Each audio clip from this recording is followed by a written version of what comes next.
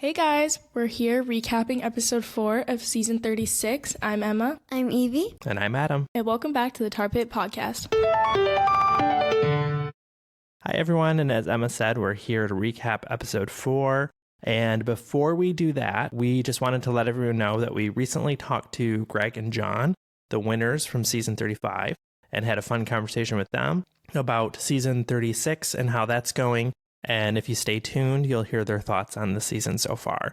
It was fun. It was good to catch up with them. And they're a really fun team to talk to about this season. Yeah, they are. They're some fun guys. So we really enjoy always talking to them. So this episode, though, has us starting out in South America still. And so we are in Medellin, Colombia. The teams are all starting by parasailing. And they parasailed where each team member is matched up with an instructor. And they are parasailing down. And they go down to a place where they land. And then the clue is there. And then once there and they get the clue, then they will leave in 3 waves. So there will be a first group, a second group, and a third group, depending on where they ended at the previous pit stop. But when they were parasailing at first, it kind of looked like they were doing it together just at first, but then you saw that they were with an instructor. Yeah, the way it was angled, and we saw 2 people, and we thought, oh, that's interesting. They're not going with an instructor, but then they were, so it was kind of cool. Oh, and Shalisa, when she was with an instructor, her instructor had their hands off of like the things that they grab onto, and she was like, "You better put your hands back on." And this is also Juan's hometown where he was born.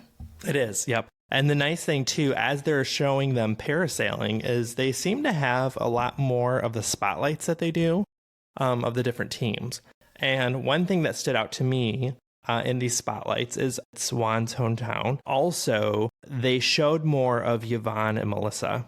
Mm-hmm. And I feel like so far, we haven't really seen them much in the shows. So it was nice to get a feel for them a little bit more. I mean, we were able to meet them and kind of get a feel for them. But for the audience who's watching, they got to see a little bit more of them, which was nice. Mm-hmm. So they land. With the parasailing challenge, I feel like there are some teams like Michelle and Sean who are afraid of heights. But Karishma was not afraid at all.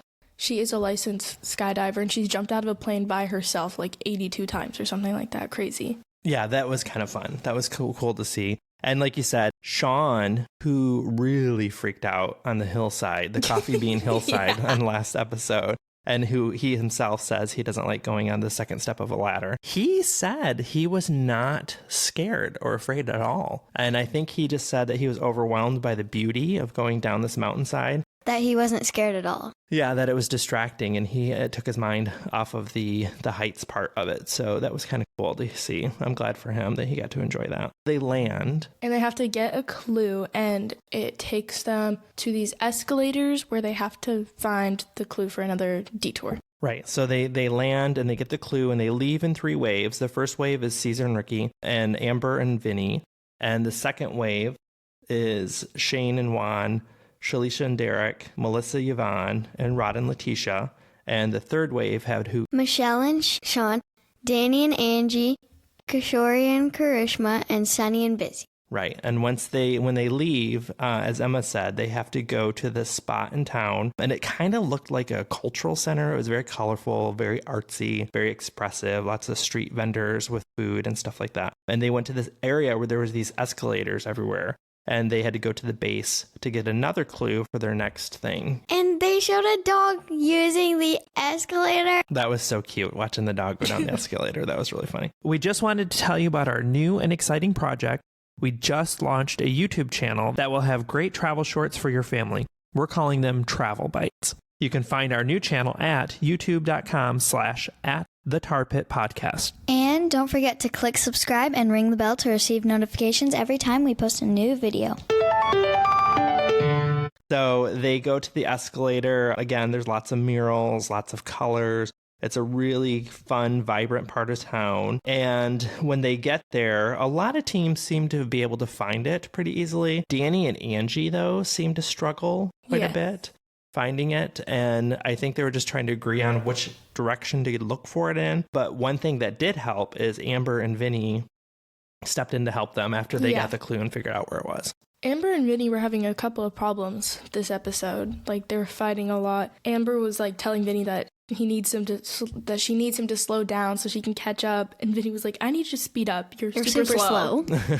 Yeah, they kind of were getting on each other's nerves a little bit. So, and it happens. We see that every season with couples where it hits an apex and then they kind of regroup and then they get back on board with each other. So hopefully that will happen by next episode. And they got the clue, and it was the detour. And the detour was dance vibes or wall scribes. And dance vibes, what would you say that was, Em? It was a breakdancing challenge. They had to do this routine and stay with the rest of the group for 30 seconds and keep up. And if one of them messed up or made one little mistake, they had to do it all over again. And how would you describe wall scribes? Wall scribes was this decoding kind of thing where they had pictures, and it was the world is smaller than you think.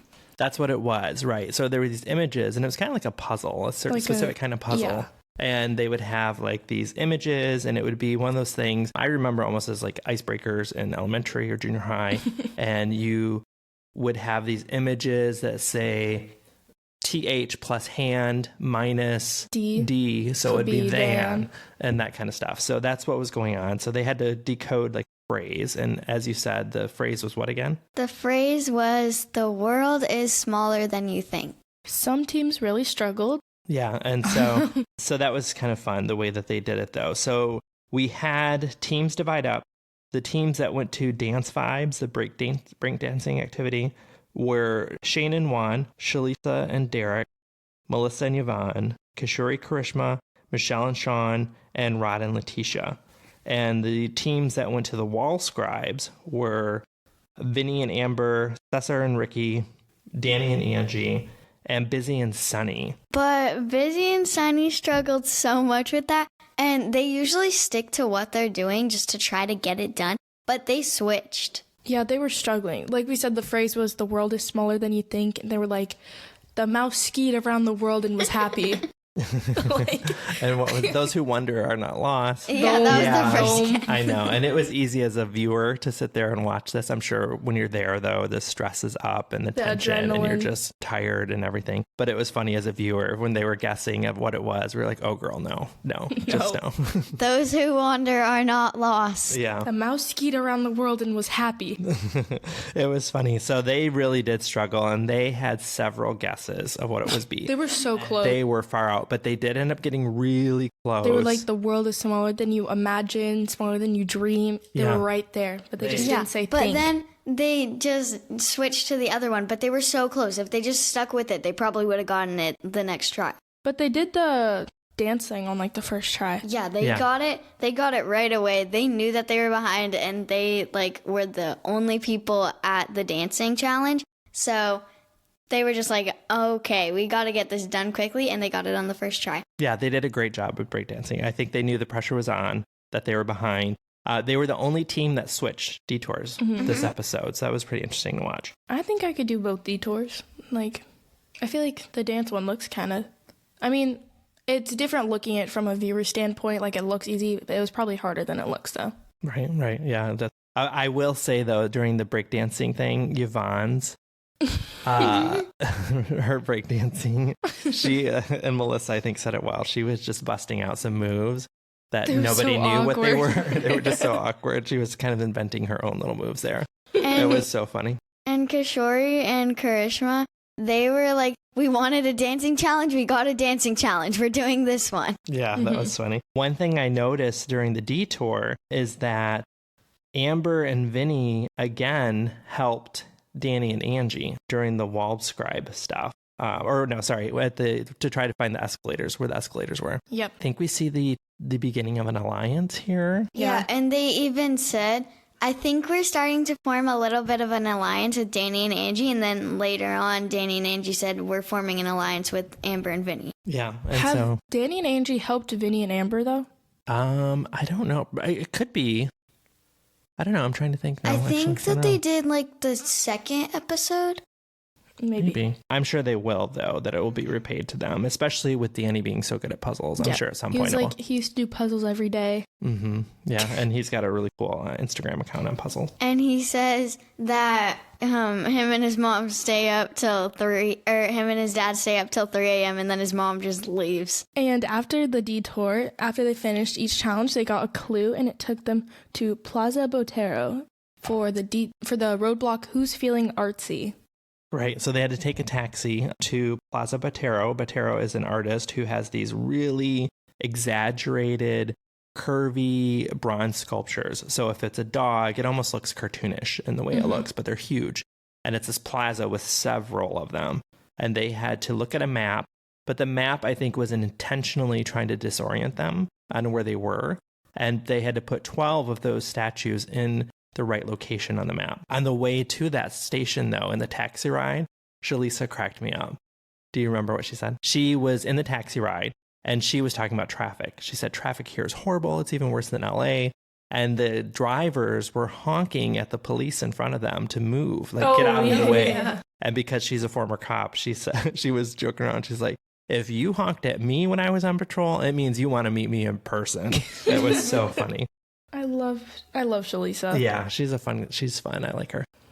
At the statue challenge, like we said, you have to put the names of the statues on the map where they were, and there were like 23 pegs and only 12 actual statues. Yeah, they only had to do half of them, right?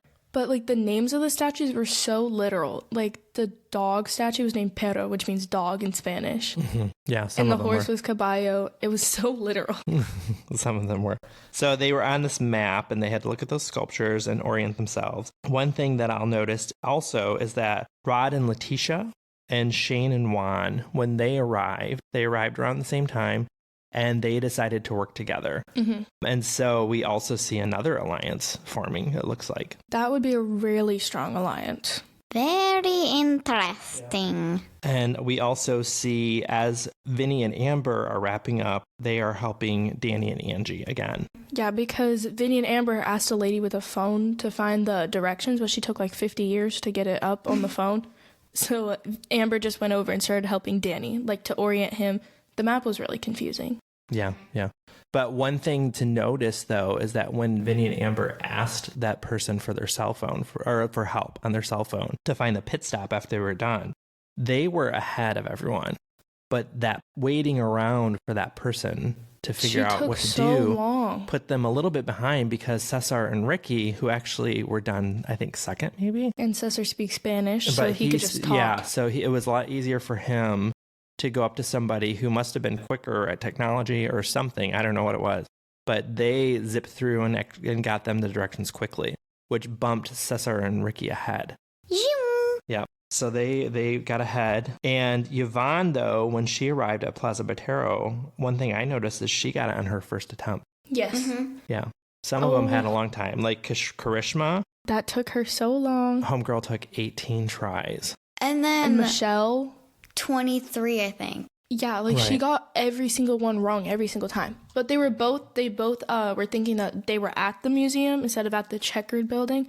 So they thought they were going back. Right. They were really disoriented on the map. Sorry, Michelle and Sean were one of the last teams to arrive. Mm-hmm. And she had probably the hardest time out of anybody doing this. Yeah, she was really disoriented. When Juan and Rod were working together, she came over and said, "Can I work with you guys?" They just didn't answer. Oh, I didn't even know. I didn't even pick up on that. Evie. I did. That was a good one. Oh, we'll have to ask them about that. She had a hard time though. One thing I did notice is they were the last to finish, and when they got their card though, it didn't show the judge. Did they actually looking finish? At their board? So I don't know if they finished or if they took a time penalty and they just got their card and left for the pit stop. Or if they just took so long and they were like, "You can go."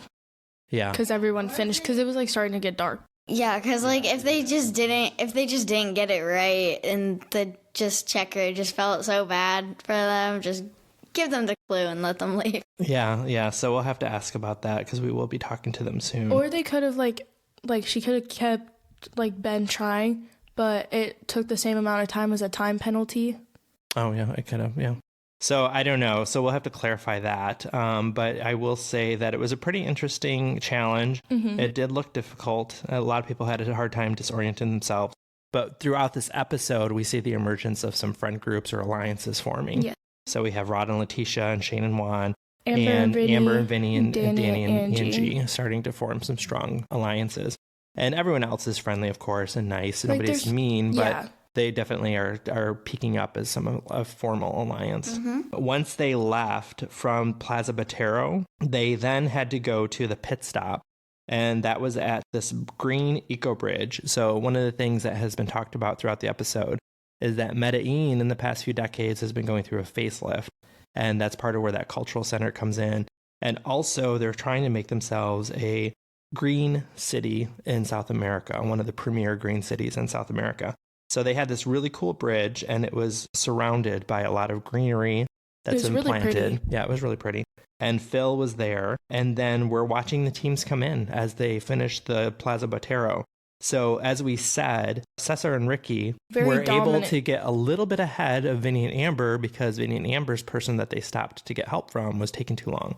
And so Cesar and Ricky were able to slide in under the wire and get ahead a little bit. So they came in first. And Emma, do you remember what the prize was? They got $2,500 each Which I felt was kind of low for this point in the game. because they're so far and they've only been giving away trips. Yeah, so And the trips are more. maybe we'll see the prizes go up, or maybe because this is really the first season after COVID, which is why we don't see a lot of the flight chaos happening, because this was filmed before the actual, so this is really 35, before 35 aired, which was really 36. So the prize is $2,500 each, $2,500 each. Cesar and Ricky came in first, and then the order of rankings, Evie? Amber and Vinny got second. Danny and Angie got third, and I was like, That was surprising. They jumped up a lot. They did. And it's because he flew through The puzzles. the puzzle stuff. So it was a puzzle with the detour, and the the wall roadblock. scribe, and with the roadblock of Who's Feeling Artsy. They got the help from Vinny and Amber With the orientation. with the orientating themselves and really figuring it out. Yeah, good job. and so I felt like they got third because of how good Danny is at like puzzles, and also because Amber helped him with the orientation. Yep, I agreed. feel like that was the hardest part of the roadblock was figuring out where you were. Yeah, that seemed to be what everyone struggled with for sure. Who got fourth place?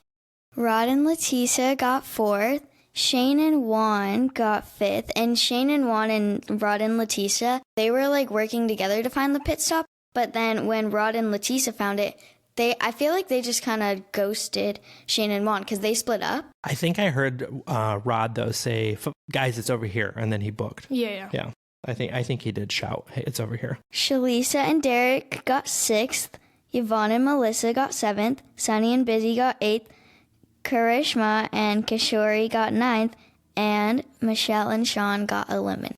They did. The Double Dutch team got eliminated. And at the end, they taught Phil how to double dutch, They and then did. they That hit the was funny. camera. And they hit the camera. They hit That the was camera. so funny. And then Phil was like, can that stay in? Could that stay in the take? Like, does that make the cut? Yeah, that was so funny. So they did some double dutching at the end before they left, but they had good spirits. They had a good Yes. attitude about it and about not giving up and that kind of stuff. Now, the next episode will find us starting in Santiago, Chile. So one of the themes that I'm picking up South on America, is that there's a lot of Central South America so far in this season. Mexico, And- Colombia, and Chile. Yeah, some of the teams have native Spanish speakers. And so I'm wondering, do they get the advantage? But at the same time, there's always a roadblock or a detour that kind of levels things at some point. Like the So- puzzle challenge with Danny and Angie. Yeah, Like I they mean- don't know a ton of Spanish, but they flew. Right. Yeah, it wasn't Spanish oriented. So I feel like at some point the advantage Spanish speakers may have will be leveled pretty soon. Yes. So we'll see what happens though at episode 5, and we are starting to whittle down and form more relationships with the teams. So we're starting to see more spotlights and interviews and starting to get to know them more. And I'm sure people's favorites are popping up. For sure. Yeah. So thanks for joining us. Thank you guys. Thank you. Bye.